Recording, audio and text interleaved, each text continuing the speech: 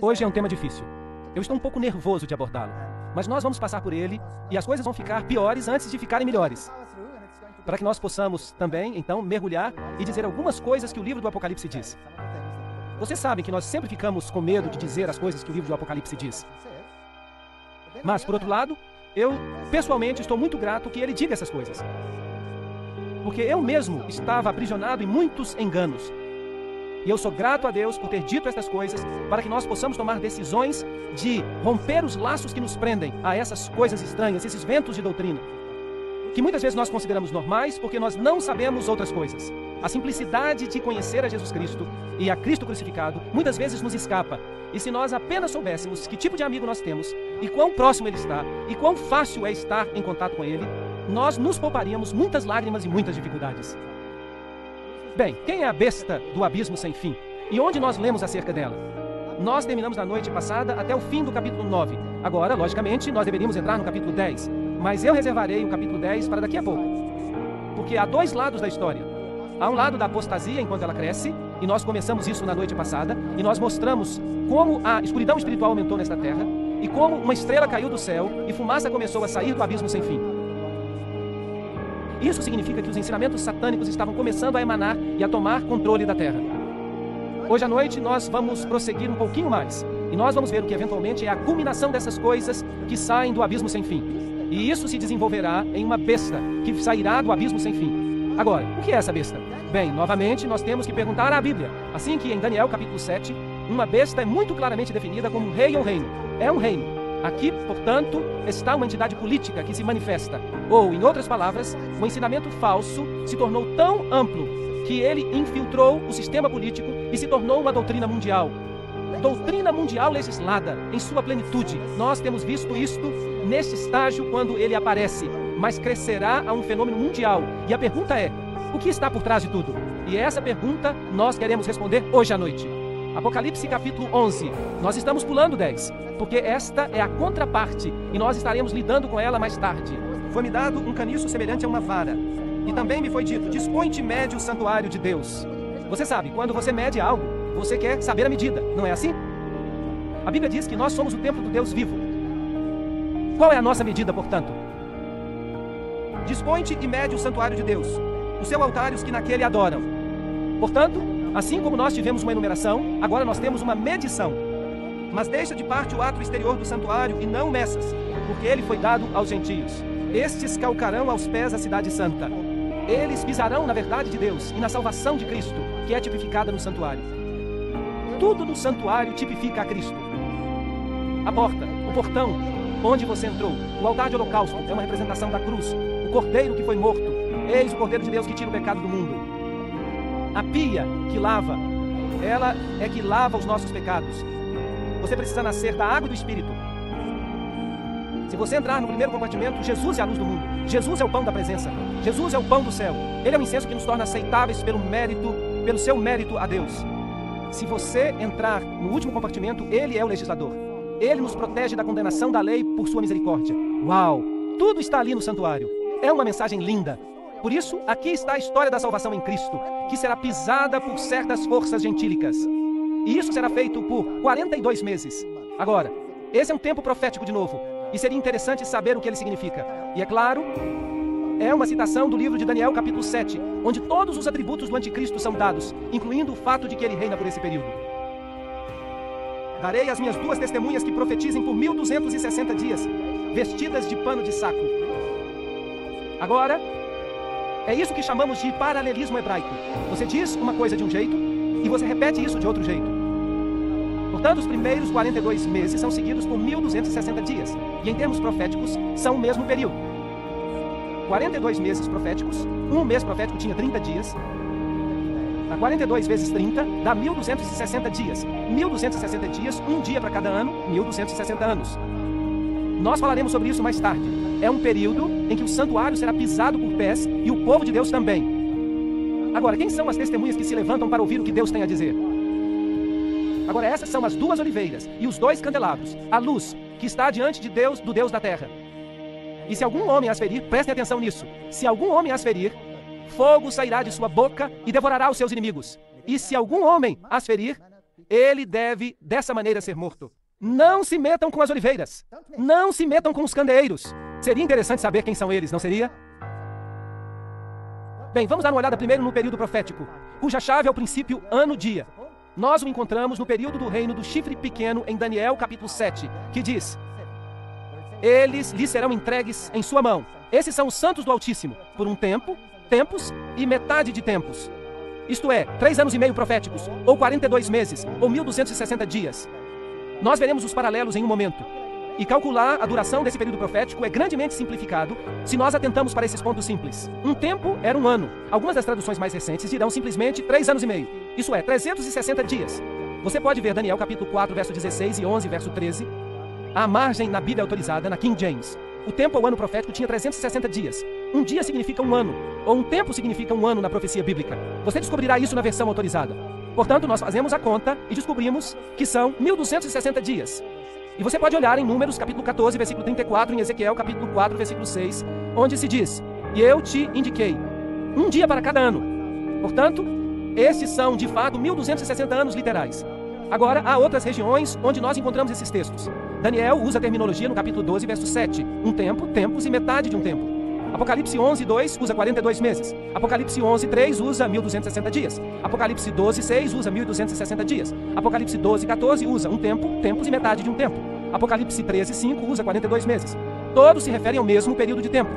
Eu lhes provarei isso de novo daqui a pouco. Agora, 10 reinos de Roma, que emanaram de Roma, foram estabelecidos em 476 d.C.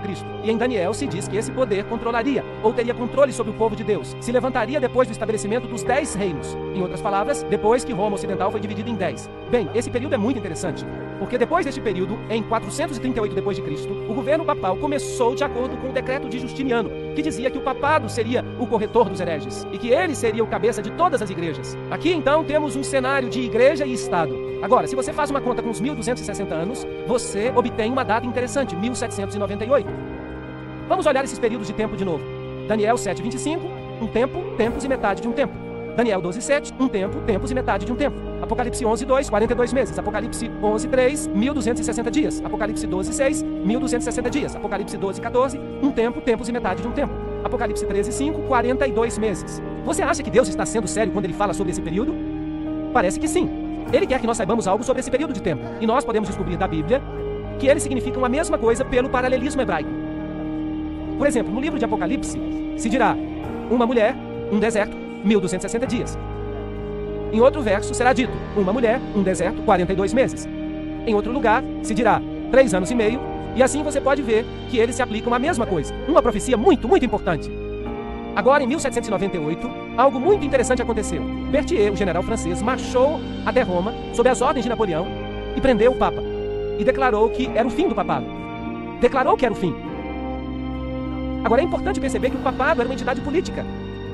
E se você pega a definição de Daniel, capítulo 7, de que uma entidade política é chamada uma besta, os reinos que você viu, as 4 bestas, são 4 reinos que se levantarão na terra. Bem, então se você acaba com o poder político, então a besta morre. Agora, isso é interessante. A respeito desse poder particular, há um outro verso interessante em Apocalipse, que diz: parecia uma ferida mortal, mas a ferida mortal foi curada. Em outras palavras, ela morre, mas retorna. E esse poder foi reinstaurado como entidade política em 1929, quando Mussolini concedeu valor de Estado e autonomia política ao Vaticano de novo. Então havia uma besta, uma entidade política religiosa. Ela recebeu uma ferida mortal e, contudo, ela cresce e recebe a sua autoridade de novo. E então há algumas coisas interessantes no livro de Apocalipse sobre isso. Vamos olhar essa ferida mortal. No dia 1º de fevereiro de 1798, o Papa Pio VI foi destronado por Napoleão. Seu anel, o símbolo do seu poder, foi retirado do dedo. E ele morreu no exílio. Essa foi uma ferida mortal. Por volta de dezembro de 1804, o Papa Pio testemunhou Napoleão coroando-se imperador. Aqui estava um Papa sem uma entidade política para governar. Em 1808, Napoleão tirou a autoridade do Vaticano. Ele confiscou toda a cidade do Vaticano. Em 1848, Mazzini ataca Roma e o Papa Pio IX é exilado. Ele é restaurado em 1850, mas ele tinha perdido a sua autoridade papal. Não era mais uma entidade política. Aqui estava a ferida mortal. E há aqui uma sincronia espantosa. Em 538, ele ascende ao trono sob a proteção do Império Romano Oriental, com a ajuda do próprio imperador. Ele assume a autoridade com o decreto de Justiniano. 1260 dias proféticos mais tarde, seu poder político chega ao fim. interessante. Imediatamente, Napoleão reestabeleceu a liberdade religiosa em 1806, no dia 30 de maio. E então nós tivemos um poder que governou o povo de Deus por um período de tempo, politicamente, ditando às outras forças políticas o que elas deveriam fazer com os dissidentes. Vejam vocês que Roma nunca condenou ninguém à morte. A Inquisição era dirigida pelos jesuítas e mais tarde pelos dominicanos. Mas os jesuítas eram os inquisitores originais. Quando eles descobriam que alguém era culpado, eles o entregavam para que o Estado o executasse. Era assim que funcionava. Agora, quem são essas testemunhas que testemunhavam em pano de saco durante esse período de tempo? Minhas duas testemunhas. Essas são as duas oliveiras e os dois candeeiros que estão diante do Deus da terra. Por falar nisso, Roma suprimiu as escrituras durante o seu período de reinado? Sim ou não? Sim. Eu fui católico. Era um pecado mortal ler a Bíblia. Era um pecado mortal. Mais tarde, depois de 1962, isso foi alterado. E nós saberemos por quê. É uma razão muito interessante. Veremos numa próxima palestra. Bem, quem são essas duas testemunhas? Elas podem, por exemplo, ser as Escrituras? O Velho e o Novo Testamento? Será possível? Zacarias capítulo 4, verso 1.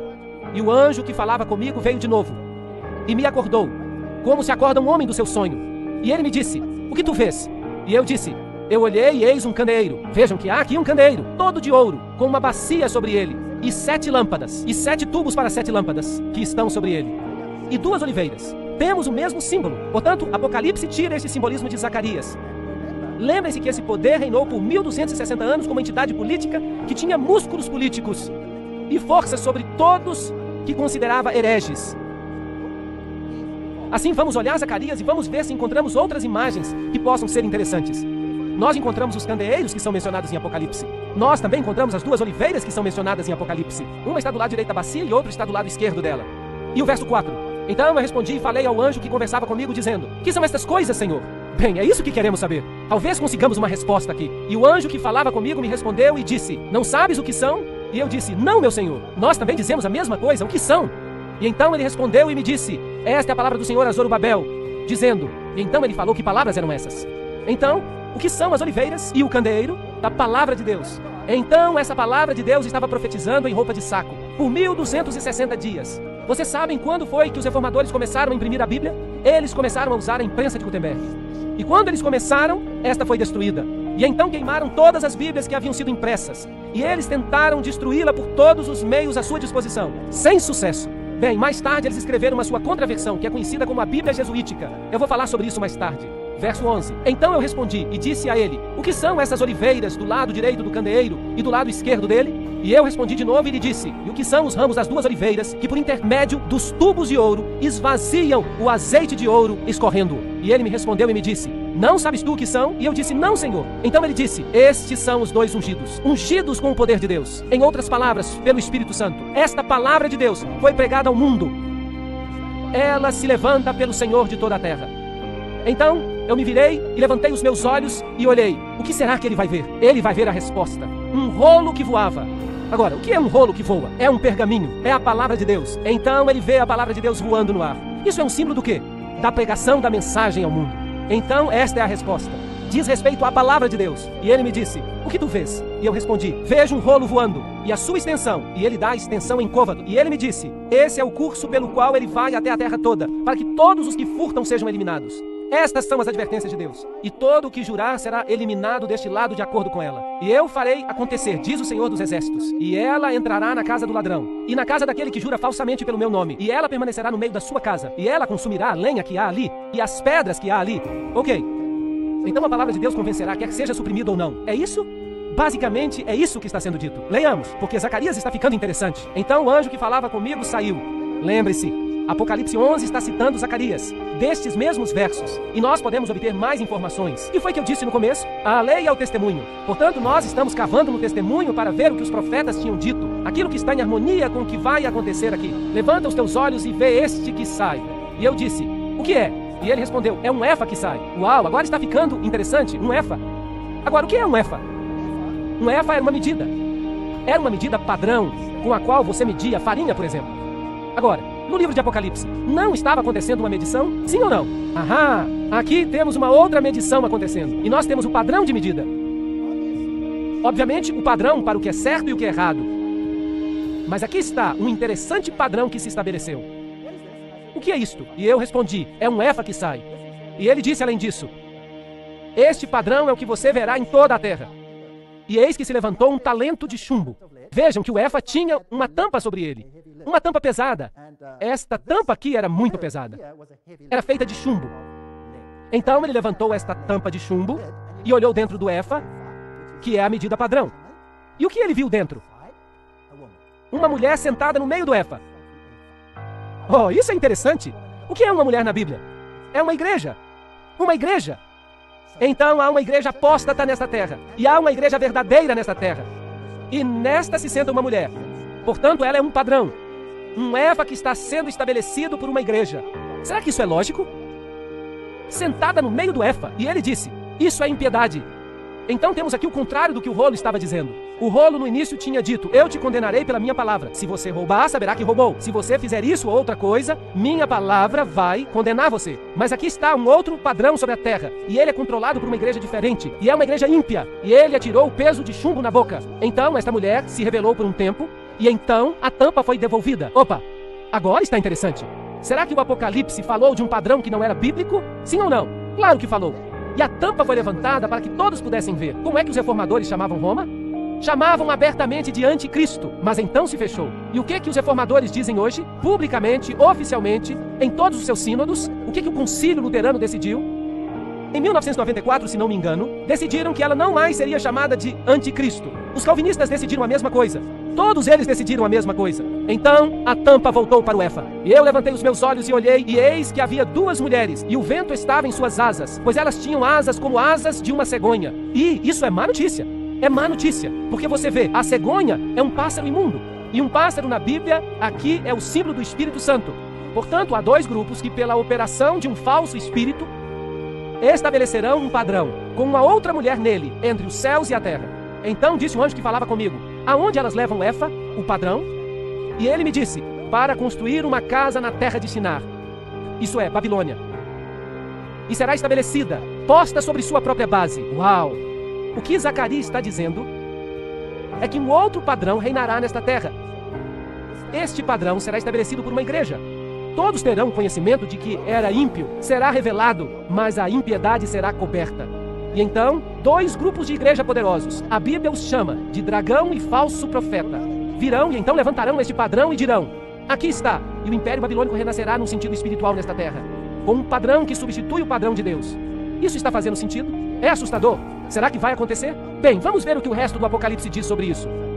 A palavra de Deus. Agora nós temos o pano de fundo do lugar da Bíblia onde o Apocalipse tirou a sua imagem e nos conta o que está acontecendo. A palavra de Deus, Apocalipse 11:6, diz: elas têm autoridade para fechar o céu, para que não chova. Será que a palavra de Deus tem poder para fazer isso? Claro que sim. Elias não fez? Elias orou sob a inspiração de Deus e disse que não choveria. E em 3 anos e meio não choveu. É interessante que esse poder profético reina por 3 anos e meio proféticos. O que isso significa espiritualmente? Uma falta da palavra de Deus.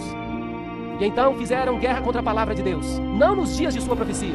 Então houve trevas espirituais. Nós já falamos sobre isso. E tem o poder sobre águas para torná-las em sangue e para ferir a terra com todas as pragas, tantas vezes quantas quiserem. Uau! Más notícias se você permite que a palavra de Deus lhe seja tirada. Você está encrencado. E quando eles terminaram o seu testemunho, em pano de saco, a besta que ascende do abismo sem fim fará guerra contra elas. Agora, quando será que terminarão o seu testemunho em pano de saco? Depois dos 1260 dias. Bem, se essa profecia está correta, então isso nos traz ao ano 1798. E nesse período de tempo, um poder começará a emergir da terra, e sua função será destruir a palavra de Deus. É interessante, pois depois de 1798 um poder emergirá, cuja função será destruir a palavra de Deus. E esta besta ascende do abismo sem fim. Quem estava no abismo sem fim antes? Bem, a estrela que caiu do céu trouxe fumaça do abismo sem fim, espalhando suas falsas doutrinas pela terra. E agora está sendo estabelecido o ponto de autoridade. Aqui está o reino de Satanás crescendo sobre a terra. Mas lembre-se, Deus só está observando, está permitindo. Deus está nos contando sobre isso. Mas Ele vai fazer guerra contra eles. Ele os vencerá. Ele os destruirá.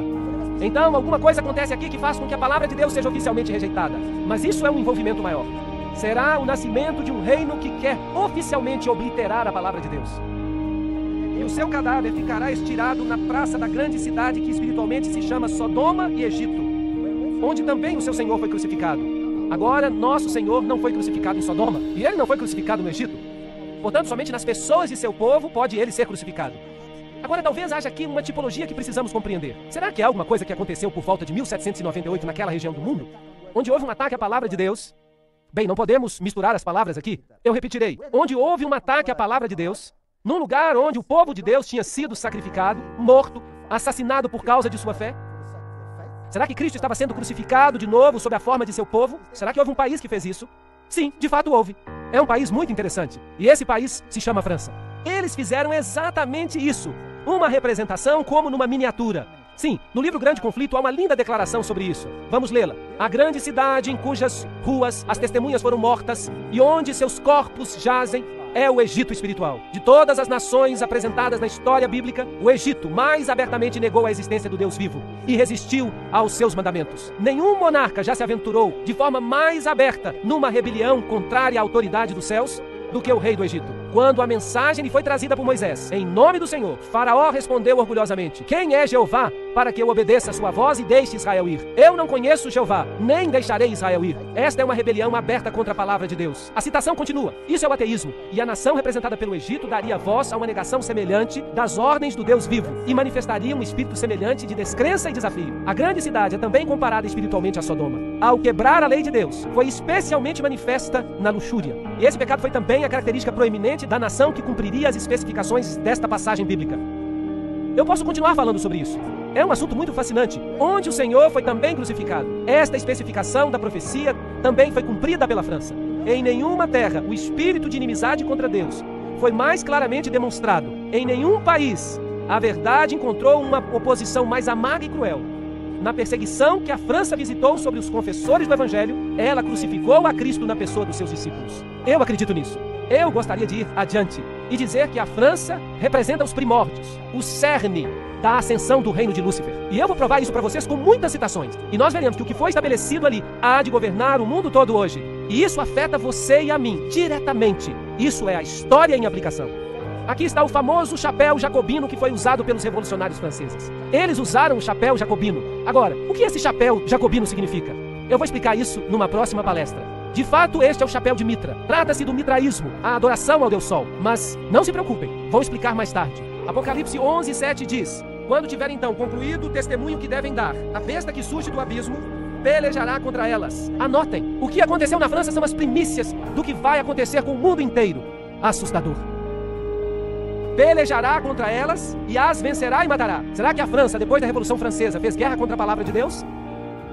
Apocalipse 11:9 diz: então muitos dentre os povos, tribos, línguas e nações contemplam os cadáveres das duas testemunhas por 3 dias e meio. Bem, agora nós temos um outro tempo profético. 3 dias e meio seriam 3 anos e meio. E não permitem que esses cadáveres sejam sepultados. Do dia 10 de novembro de 1793 a junho de 1797, eles fizeram isso. Eles baniram a Bíblia, oficialmente, por um decreto do governo. Os que habitam sobre a terra se alegrarão por causa delas, as duas testemunhas, o Velho e o Novo Testamento.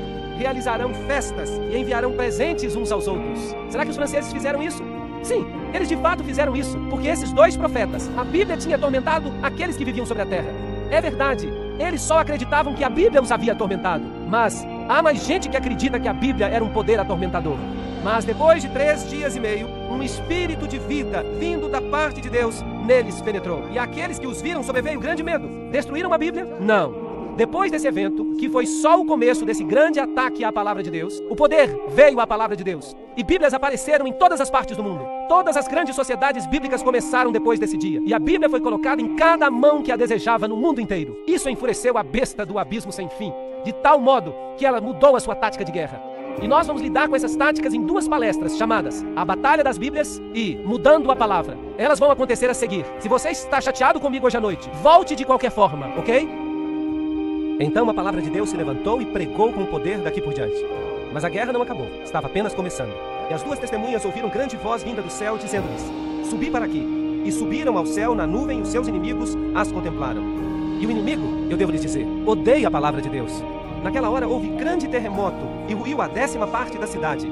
Isso obviamente se refere a essa cidade espiritual, Babilônia. Ela foi sacudida pela ressurreição do poder da palavra de Deus.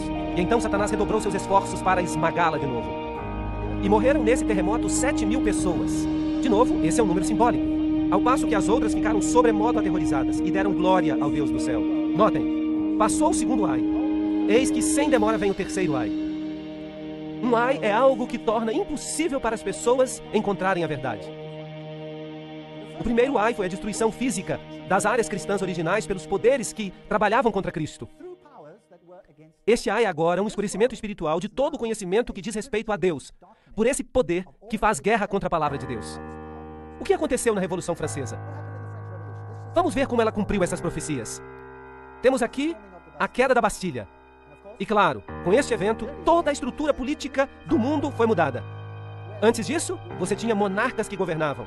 Agora você tem democracias. Democracias apareceram por toda parte. Isso parece muito bom, mas nós vamos ver depois exatamente o que está por trás dessas coisas. Então, Luís XVI, aquele que perdeu a cabeça, literalmente, e a cabeça dele foi levantada diante de uma multidão agitada quando ele foi para a guilhotina. E a mulher dele, Maria Antonieta, será que tiveram misericórdia dela? Não. A cabeça dela foi colocada numa estaca e levantada diante da multidão agitada. Então, eles pegaram uma prostituta. Mas é isso que realmente eles fizeram, com os seios à mostra, e eles lhe chamaram liberdade. Eles fizeram dela uma deusa. A liberdade governava. Quando a deusa foi trazida à convenção, o orador pegou-a pela mão e, voltando-se para a assembleia, disse: mortais, deixem de tremer diante dos trovões impotentes de um Deus que seus temores criaram. Uau! Essa é uma assembleia pública. Daqui por diante, não temos nenhum Deus, senão a razão. Vocês podem imaginar isso? Eu lhes ofereço essa mais nobre e pura imagem. Se vocês precisam ter ídolos, façam sacrifícios apenas para um como este. Prostrem-se diante do augusto Senado da Liberdade. Reverenciem a razão. Então temos aqui um poder que tinha tomado o lugar da palavra de Deus e o substituído com a deusa da razão. Mas felizmente, Jesus disse isso antes que acontecesse. E isso significa que essa deusa da razão toma o lugar de Jesus Cristo apenas na aparência. A deusa, depois de ser abraçada pelo presidente, foi levada a um carro magnífico e conduzida no meio de uma imensa multidão à Catedral de Notre Dame. Então, se tornou oficial que ela tomava o lugar de Deus.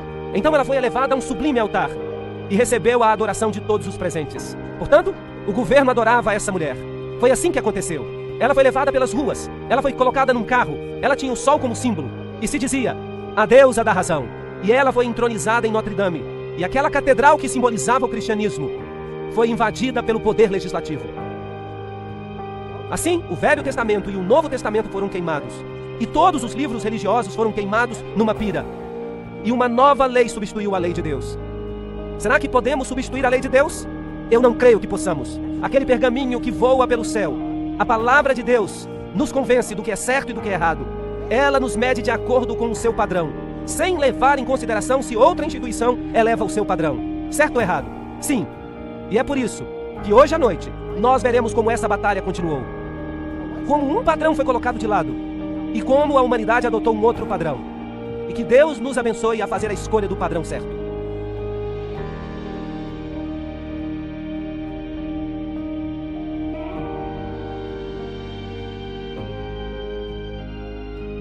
Nós continuamos a história. O que acontece quando você substitui o padrão de Deus pelos padrões humanos? Os padrões humanos parecem ótimos, mas obviamente eles têm seus problemas. Bem, durante a Revolução Francesa, um novo padrão para a humanidade apareceu. E esse padrão foi chamado de Manifesto dos Direitos Humanos. Por falar nisso, se você assiste a televisão hoje, o que você ouve? Lei de Deus? Lei de Deus? Lei de Deus? Ou você escuta direitos humanos, direitos humanos, direitos humanos? O que você escuta?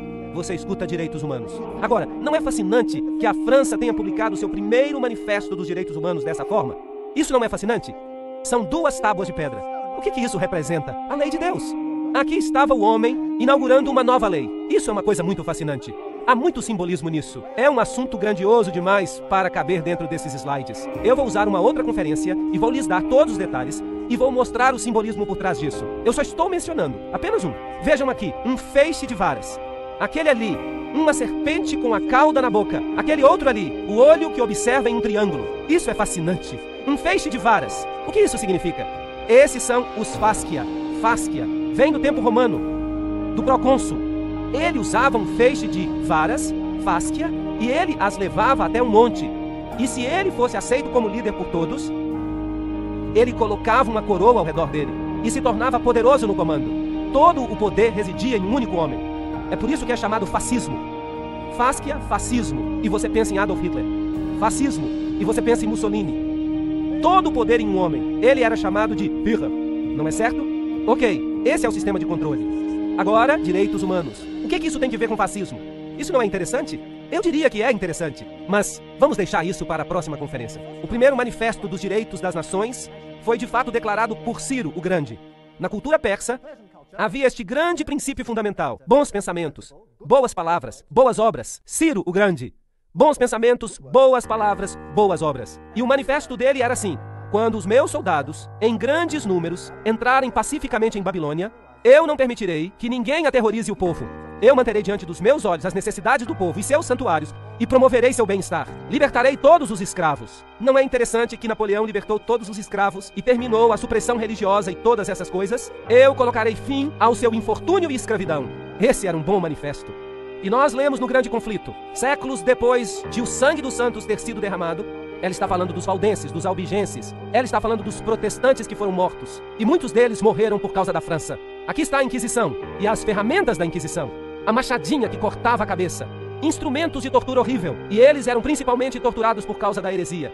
Agora, qual é a definição de heresia? Vamos olhar o artigo heresia na página 440. Vem do grego hairesis, escolha, decidir-se por si mesmo, a sua crença e prática. Isso é heresia. Então, decidir por si mesmo foi, nesse período de 1260 anos, um ato de heresia. Um pecado passível de morte. Isso é muito triste, não é? Então, tirando do homem a sua consciência, colocando em seu lugar um poder. Então, vamos ter algumas coisas muito interessantes acontecendo. Aqui estão alguns dos instrumentos que eles usavam. Estes, por exemplo, línguas que abriam e você coloca brasas vivas nelas. E então você mortificava a pessoa que você estava interrogando com essas brasas. Aqui estão presilhas para o tornozelo. Percebam os pontilhões nelas. E quando elas eram apertadas, eles entravam no osso. Vejam que essas pessoas faziam seu trabalho com seriedade. Esse instrumento particular foi usado pelo general Franco em 1970. É um instrumento horrível. Aqui está, eles o punham ao redor do pescoço. E então eles começavam a apertar. E apertar. Não era nada agradável. Usavam, é claro, até parafusos no polegar. Esse instrumento daqui era horrível. Eles levantavam você com as mãos amarradas por trás das costas, até que ficasse dependurado de cabeça para baixo no ar. E então amarravam essa pedra imensa aos seus pés. E a empurravam de uma prateleira. E ela caía e arrancava os seus braços dos ombros. Essas são as coisas horríveis que eles faziam na Inquisição. E eu sei, a gente não precisa falar dessas coisas, mas a crueldade desse sistema precisa ser conhecida. Apocalipse 12:11. Eles, pois, o venceram por causa do sangue do Cordeiro e por causa da palavra do testemunho que deram. Não amaram a própria vida. Isso só lhes dá uma ideia do que esses pobres cristãos tiveram que sofrer pela palavra de Deus, só porque eles tinham decidido crer nela. É algo horrível, não é? É muito feio. E aqui estão algumas das representações da Inquisição, em que as pessoas morriam aos milhares, às centenas, aos milhares, aos milhões, por causa de hairesis, a sua decisão. Aqui está o monumento francês huguenote na África do Sul. Muitos dos huguenotes da França fugiram e eles erigiram este monumento. Este representa a Trindade. Aqui está uma mulher em pé na terra, representando a noiva de Deus. Ali ela senta na terra. Ela desceu à África desde a Europa. E em sua mão ela tem a Bíblia. E na outra mão uma corrente. Ela quebrou a corrente que aprendia a Roma e fugiu para as terras distantes, para a África. Mas agora, de novo, ela está sendo perseguida ali. Mas essa é uma história diferente. Então ela fugiu para a América e para as terras distantes, a fim de escapar da perseguição dos 1260 dias. O Grande Conflito afirma: o mais negro crime dos catálogos de crimes, a mais horrível entre as obras terríveis de todos os séculos, foi o massacre de São Bartolomeu. Uau! O rei da França, influenciado pelos sacerdotes e prelados romanos, sancionou o decreto fatal. Um sino foi colocado. No meio da noite, o sino foi tocado. E então o massacre começou. E 50.000 protestantes foram assassinados em uma única noite pelo engano. Haviam dito a eles: vamos trabalhar juntos no futuro. Não vamos mais brigar por essas coisas. E os protestantes pensaram: oh, que maravilhoso! Uma palavra gentil de Roma. Nós podemos trabalhar juntos. E eles aceitaram o ecumenismo. Mas enquanto isso, houve uma conspiração. E numa noite, o sino tocou. E os inocentes desprotegidos morreram em uma noite. Bem, as armas do castelo de Santo Ângelo deram uma salva de alegria. Em Roma, os sinos tocavam sem parar. O Papa Gregório, com seus cardeais e sacerdotes, dirigiu uma magnífica procissão até a igreja de São Luís, onde o cardeal de Lorraine cantou o Te Deum. Eles estavam tão felizes porque numa noite eles tinham massacrado os huguenotes franceses. O Papa mandou fazer uma medalha. Aqui, uma medalha com seu nome de um lado e do outro lado as palavras Hugonotorum Strages, que significa massacre dos huguenotes. Eles se alegraram. Não foi algo terrível que aconteceu? Deuteronômio 11:16. Guardai-vos, não suceda que o vosso coração se engane. e vos desvieis e sirvais a outros deuses, e vos prostreis perante eles.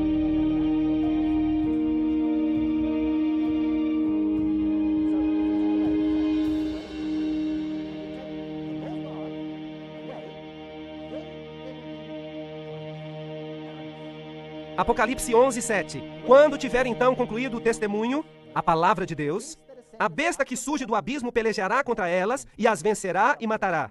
Agora, isso aqui, como eu já disse antes, era um chapéu jacobino. Agora, o que era um chapéu jacobino? Quem controlava os jacobinos? Ora, o fundador dos jacobinos era um homem de nome Adam Weishaupt. Agora, quem era Adam Weishaupt? Ele era um professor jesuíta de direito canônico. Isso não é interessante? Então, a pessoa que realmente organizou a Revolução Francesa era um jesuíta. E ele era o pai do jacobismo. Ele foi também o fundador dos Illuminati. Então, um jesuíta fundou os Illuminati e um jesuíta dirigiu o jacobinismo, que foi responsável pela Revolução Francesa. Aqui está a Universidade Ingolstadt, onde ele era professor.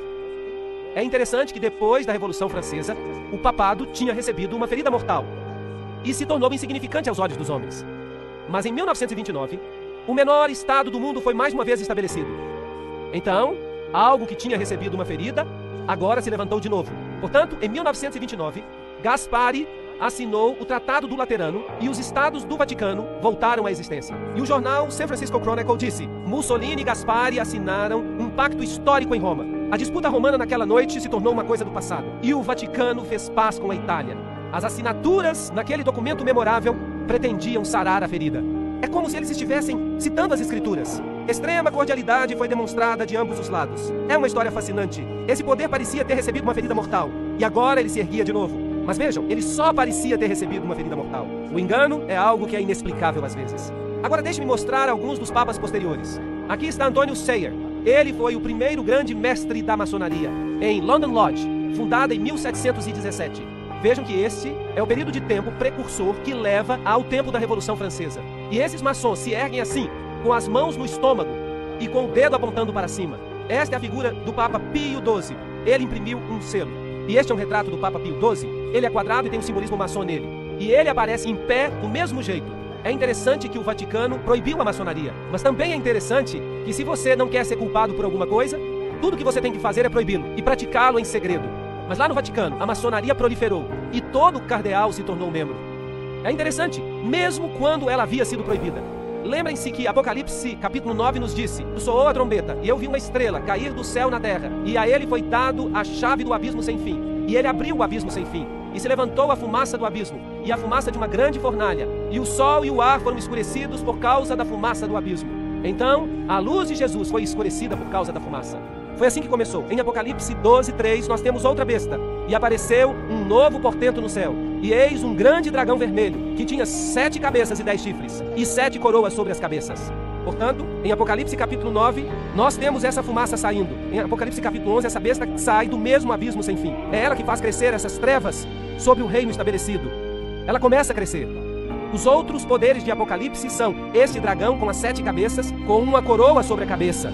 E Apocalipse nos diz quem é. É Satanás que representa todos os reinos da terra, aparentemente. E Apocalipse 12, 9 nos diz que foi ele que foi lançado fora. Ele é o diabo, e ele engana o mundo inteiro. Ele faz guerra com a mulher de branco, que é a outra igreja boa na terra que representa a palavra de Deus. Há outras bestas no livro de Apocalipse. Há o leão com 2 asas, que é uma imagem do livro de Daniel. Em Apocalipse 13 nós temos a besta com a boca de leão. Então, há uma besta que se parece leopardo em Apocalipse 13. Seus atributos são também descritos. Há um urso em Daniel 7.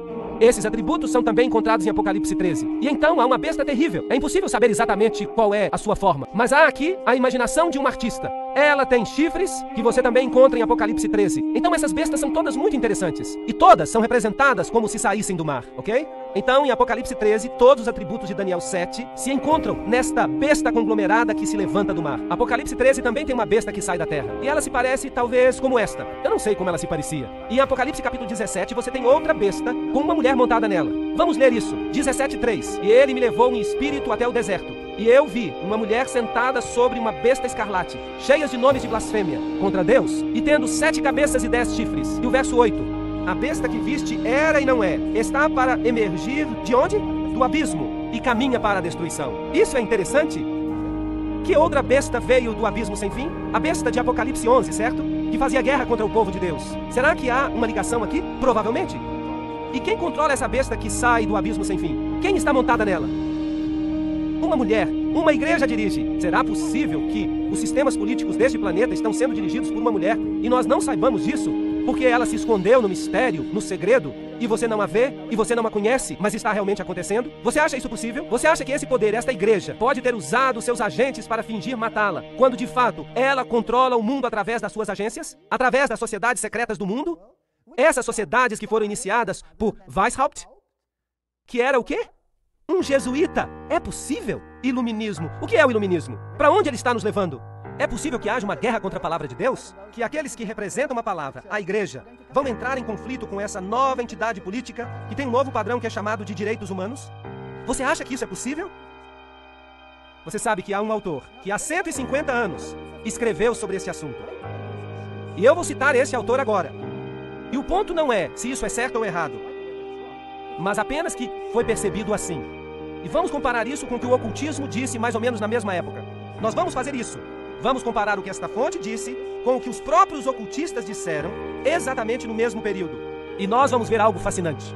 Então, se vocês tiverem paciência comigo, sem identificar, eu gostaria de ler algumas dessas coisas que pareciam estar corretas há 150 anos, quando essas coisas estavam acontecendo.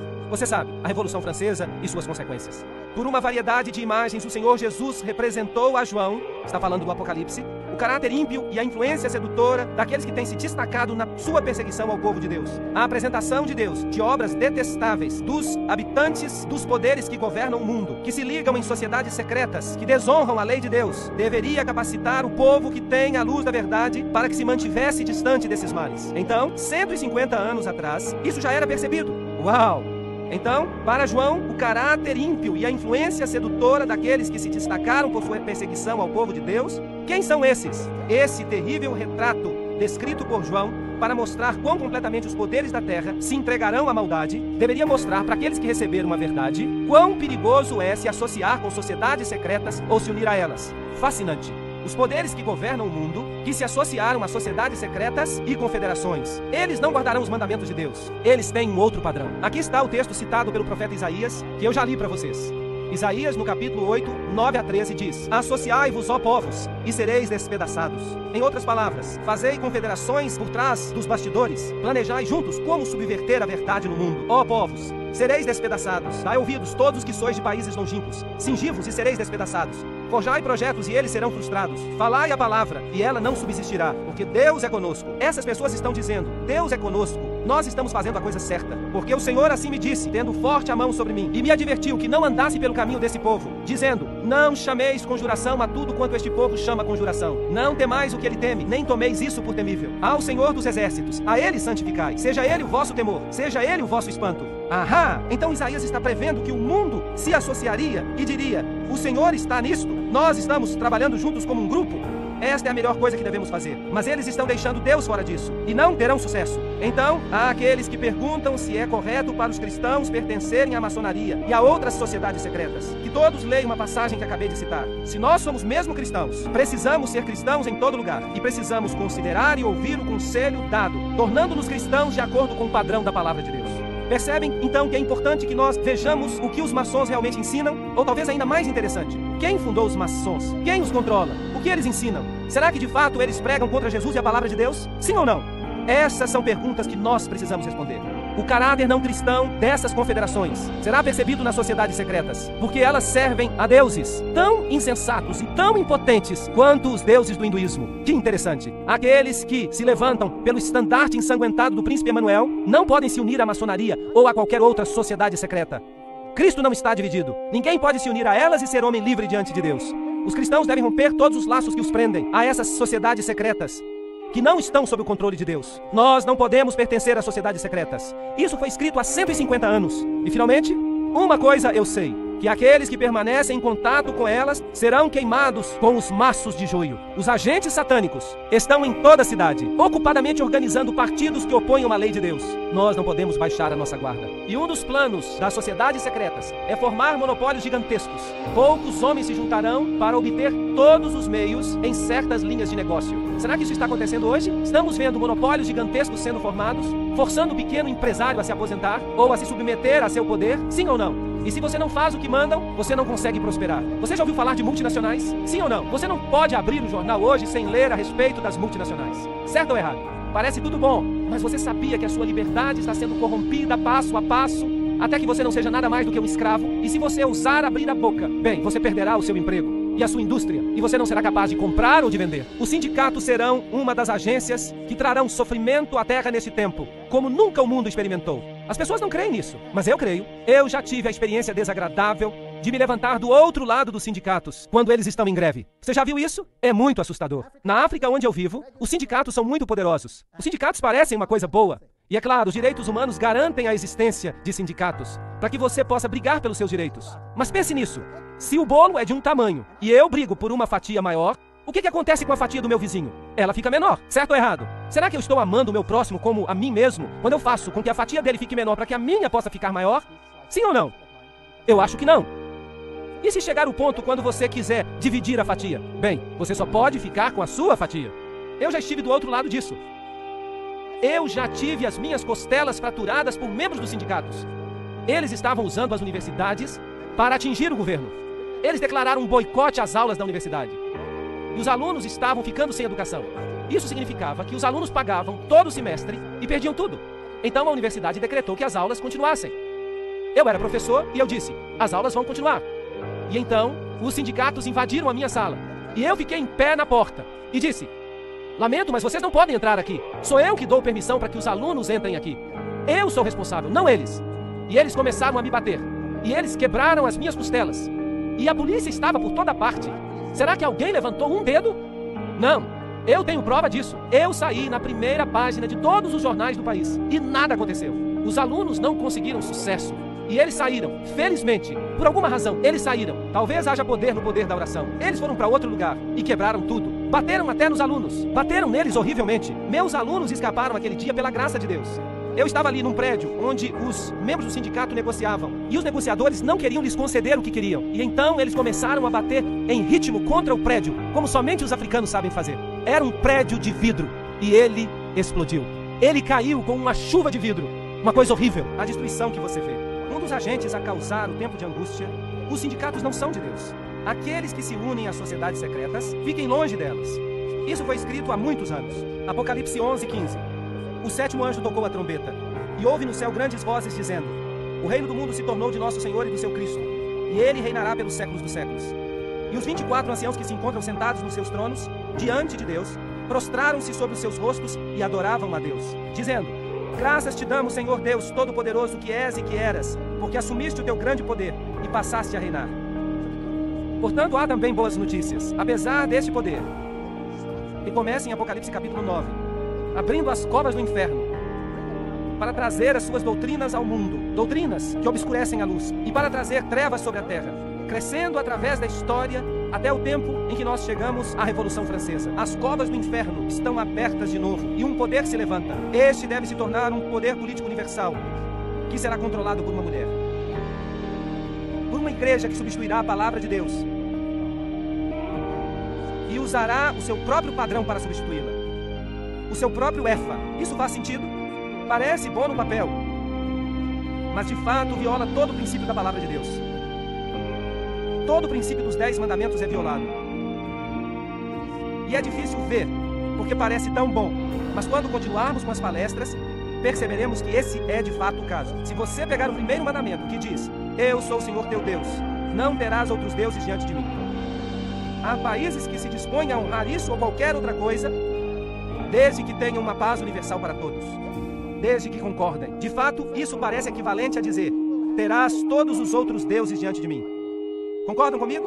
Você terá que tolerar a idolatria, ou, do contrário, estará em dificuldades. No que diz respeito à blasfêmia, Não é fascinante que quando você liga a televisão, só se blasfema contra um Deus? Já notaram isso? Só se blasfema contra um Deus, não se blasfema contra os outros. E eu acho isso fascinante. Eu quero escrever à Comissão dos Direitos Humanos e dizer, vocês sabem, para termos igualdade, deveríamos blasfemar contra todos os deuses igualmente. Eu imagino como eles reagiriam. Eu imagino como o mundo muçulmano reagiria se fizesse lá o que se faz no mundo inteiro na televisão contra Jesus hoje em apenas um dia. Eu imagino como eles reagiriam se a mesma coisa fosse feita em termos da religião budista, ou da religião hindu, ou de qualquer outra religião na face da terra, se nós queremos igualdade para todas. E que tal o 5º mandamento? Honrai pai e mãe. Não, as crianças de hoje têm que ser reeducadas de acordo com padrões para se tornarem cidadãs do mundo. Isso significa que devem parar de respeitar o pai e a mãe e começar a respeitar o sistema. Será que faziam isso no comunismo? O que faziam no comunismo quando as crianças queriam se apegar às normas dos seus pais? O que faziam com elas? Eles as pegavam e as reeducavam. Eles as ensinavam a não respeitar pai e mãe. Isso não é triste? Não matarás. Uau! Não cometerás adultério, não dirás falso testemunho. Será que essas coisas são toleradas? Um dia Jesus vai convidar a todos que entrem no reino. No reino haverá justiça e verdade. Não haverá mais mentira. Os padrões serão os padrões que ele determinar. E estes se aplicarão a todos. Na verdade, as nações se enfureceram. Chegou, porém, a tua ira, e o tempo determinado para serem julgados os mortos, para se dar o galardão aos teus servos, os profetas, aos santos e aos que temem o teu nome, assim aos pequenos como aos grandes, e para destruíres os que destroem a terra. Não é interessante? Abriu-se então o santuário de Deus que se acha no céu. E foi vista a arca da aliança no seu santuário. Onde está Jesus? Em que compartimento? No Santíssimo. Uau! Nós nos movemos do período de ministério no primeiro compartimento ao ministério no segundo compartimento. Esse é o juízo. E a arca do testemunho, os 10 mandamentos, são o padrão universal para o que é certo e o que é errado.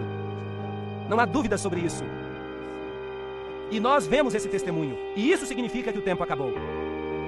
E sobrevieram relâmpagos, vozes, trovões, terremoto e grande saraivada. Esta é a história da última praga na terra. E o reino de Deus se torna o reino da terra também. Então Jesus, o grande sumo sacerdote, é visto na frente da arca do testemunho. Esse é o verdadeiro padrão. Não é controlado pela mulher. Não importa quantas cegonhas e espíritos imundos levantem esse estandarte para que o mundo o aceite. Ele é contrário à palavra de Deus. E como vimos até aqui, essa igreja é definida, infelizmente. É a igreja que domina por 1260 dias. É a igreja da Idade Média. É a igreja romana. E eu não posso mudar isso. Eu já fui católico. E eu agradeço a Deus porque Ele me mostrou essas coisas. E por trás de tudo isso, por trás dessa Revolução Francesa e de tudo isso, nós vimos os agentes dessa igreja. Nós vimos os agentes jesuítas por trás de tudo. E nós vimos que as sociedades secretas, porque tudo nelas é envolto em mistério, farão as mudanças que anularão a palavra de Deus. Por isso, nas próximas conferências, nós vamos por trás dos bastidores. Vamos expor alguns fatos para ver se as coisas são mesmo assim. Mas mesmo que seja assim, que eu presumo que seja, Jesus está no controle. Ele permitiu que víssemos essas coisas. Ele é o sumo sacerdote que oficia. Ele é o Rei dos Reis. Ele voltará em glória. E não importa quantas trevas haja no abismo sem fim. Jesus está no controle. Nada temos a temer. Apeguemo-nos a Ele e ninguém se perderá. Se você gostou, deixe seu like, se inscreva no canal, compartilhe o vídeo no WhatsApp, Telegram, Facebook e Instagram. Até mais, obrigada da sua Sofia.